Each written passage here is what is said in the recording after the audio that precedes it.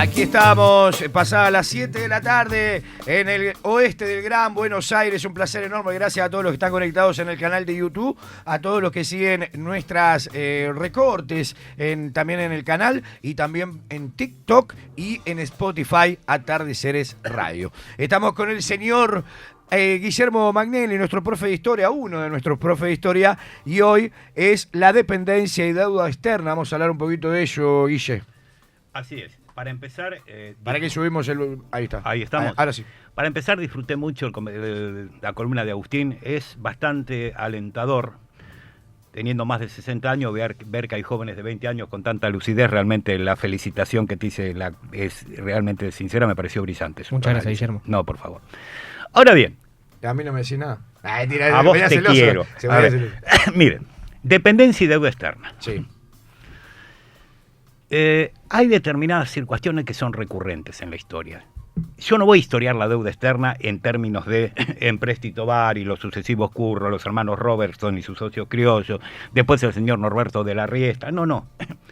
Vamos a hablar de las situaciones que generan, que hacen que un país tome deuda. A ver. Porque no es casual. Ni hablar.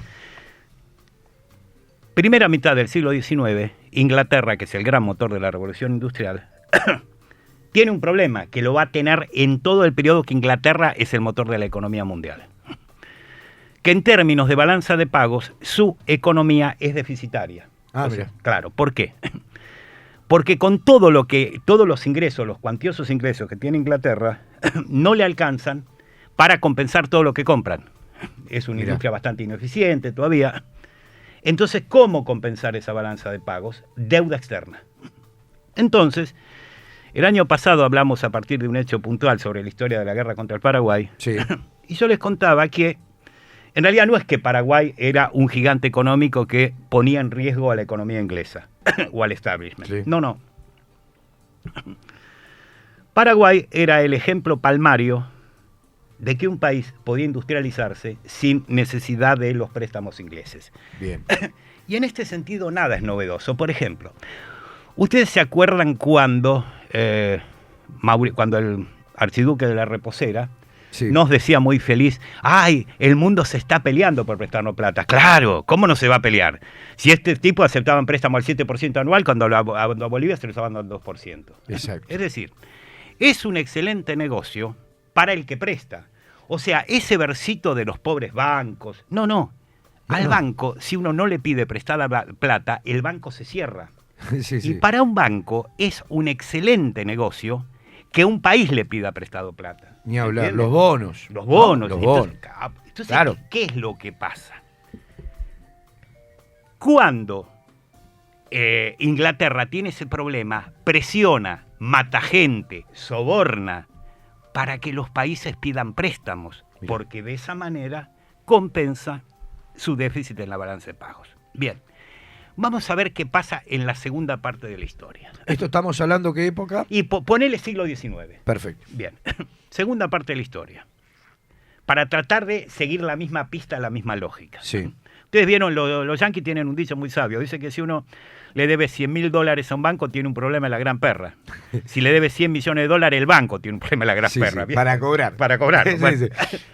Después de la Segunda Guerra Mundial, es decir, después de 1945, hay un fenómeno que los analistas no se ponen de acuerdo en las cantidades. Algunos dicen que, visto a nivel global, la inversión en bienes y servicios se duplicó, se triplicó, se cuatruplicó, dicen los más optimistas, mientras que la inversión especulativa, algunos dicen que se multiplicó por 8, otros por 10, otros que se decuplicó. Es decir, queda claro, independientemente, que hay una gran brecha en la inversión real. Perdón. Sí.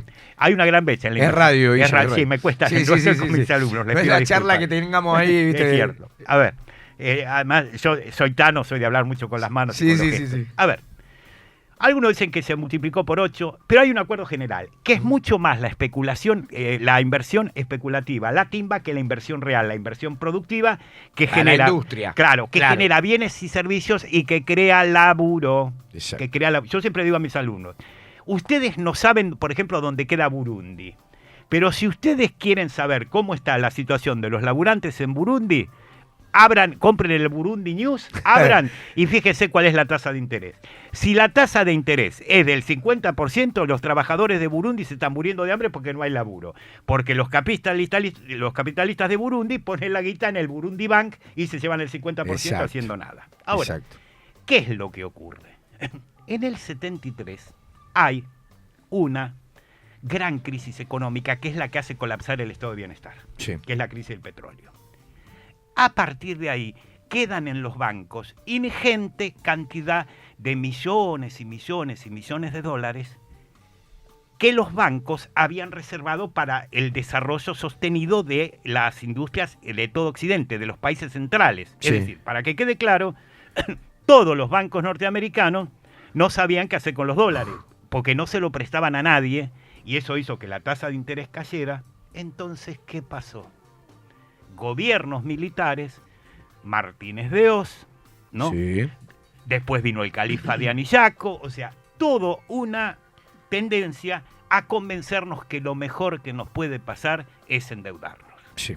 Ahora bien, Perdón, saltamos de 7.500 millones de dólares de deuda antes de la dictadura. exactamente. Y cuando se va a la dictadura, unos 45.000 millones de dólares. 45.000 millones porque llega Claro. que llega un momento que vos no habías nacido en esa época. Nadie sabía cuánto era lo que se debía. Claro. Porque era, o sea, más o menos como el empréstito Bari, que era 1 millón Claro. de libras, y mandaron, creo que llegaron Sí. 30.000 libras en efectivo y 700.000 en bonos, en letras que no tenían ni... O sea, unos curros Sí, sí, un espantosos. papel. Papeles, unos curros Sí, sí. espantosos, ¿viste? Bueno, que se terminó pagar en 97, en casi 100 años, y se pagó... No quiero dar los datos de la deuda porque tampoco que la idea es que nadie le dé un infarto de la calentura, pero se pagó 28 veces más. Impresionante. O sea, por un palo se pagaron 28 millones de libras esterlinas. Bien, Qué locura. se da esto de cómo se va conformando un lobby de que nos convence que lo mejor es poner la cabeza en la vía cuando viene el tren. Y no es lo mejor. Yo no sé si ustedes se acuerdan, insisto, cuando el archiduque de la Reposera estaba feliz diciendo: en el mundo se pelean para prestarnos plata. Claro, ¿cómo no se van a pelear? Repito. Un negocio. Es un negocio porque, en realidad, si un país quiere defender medianamente su soberanía, negocia eso. Porque, ojo, no estamos diciendo que no haya que pedir préstamos nunca, jamás y en ningún momento. Lo que estamos diciendo es que un país tiene que tomar préstamos cuando le convenga, en los términos y para necesidades concretas. Por ejemplo, ahí circula en YouTube el señor Nicolás Dujovne, Claro. en 1900... Epa, no se vaya tan lejos. Perdón, joven, perdón. Allá por el 2016, hablando del país que dejó Cristina, ¿no? Claro. Y reconoce que es un país totalmente desendeudado. Él dice, era un país tan imprevisible que nadie quería prestarnos plata. ¡Mentira! El gran problema que tiene históricamente toda la banca mundial con el peronismo, con los gobiernos peronistas, con excepción del califa de Anillaco, que es otra historia, Sí, pero sí, los sí. gobiernos peronistas, estamos diciendo. Proyecto neoliberal. Claro, ¿no? a ver, un gobierno peronista que puso a Cavallo como el ministro de Economía, Sí. que privatizó Desastre, todo, sí, sí. bueno, tipo de cuestiones. A ver, los gobiernos peronistas se han caracterizado por tener pésima relación con los organismos financieros internacionales porque no se regalaban. A ver, chicos, eran peronistas, digo, no eran revolucionarios, no eran comunistas. Salvo, trotskistas, eran- perdón, quiero hacer Sí. esta salvedad en ese camino que estás describiendo, Guzmán. Bueno, Claro. Pero Pero Salvo- pará, hay que ver si era un gobierno peronista. Sí, bueno, Yo no te bueno, lo pongo bueno, de la está juicio. muy bien, está muy bien. ahora en la tanda nos abrazamos y lloramos. Tratemos de cerrar Sí, esto sí, sí, con sí, un sí. cierto grado de compostura. A ver. Yo lo que quería agregar era Sí, sí. cuando repetían de que en su momento se cancela la deuda con el FMI, pero se toma con el Banco Central. ¿Cómo vas a comparar tener una deuda en pesos en tu país con tener una deuda Claro. eterna con otro país? Exacto. Bueno, esto nos pone en un problema de fondo. Primero, es que lamentablemente, por alguna razón, que uno no que en realidad podría decir que uno desconoce, pero mentiría. Yo creo que justamente existe una manipulación, son fenómenos nuevos que seguramente vos entendés más que yo, que la gente vive pendiente que qué pasa con el gran hermano, ese tipo Sí. de cuestiones, ¿no? Ese Sí. tipo de fenómenos. 10 millones de personas, Claro. Guille. Te quería agregar otra cosa. Lo escuchaba a mitad de semana a Dolina y yo coincido con él. Me parece que hoy está agarpando mucho ser cruel. En redes sociales, el reírse de los despidos, el lenguaje del Estado, decir que son todo curro, que de repente forman marchitas, y no me explico cómo la mitad del gabinete de Milei, que es neoliberal, se formó en la UBA, es una barbaridad.